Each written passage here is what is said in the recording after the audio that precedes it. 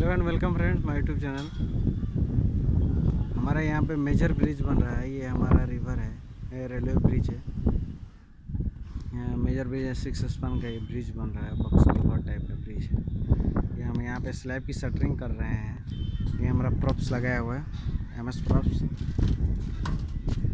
और ये shuttering plate है, चैनल है, और हम इस पर स्लैब करने वाले हैं। हमारा शटरिंग कंटिन्यू है, उसके बाद हम इसमें स्लैब की कास्टिंग करेंगे।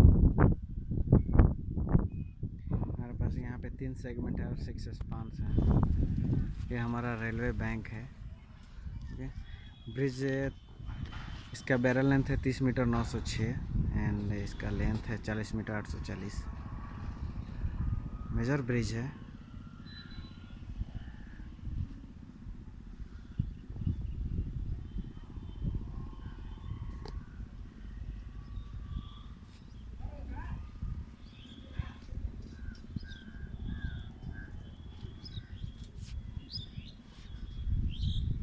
नदी में फ्लड आ गया था, तो थोड़ा पानी कम हुआ है।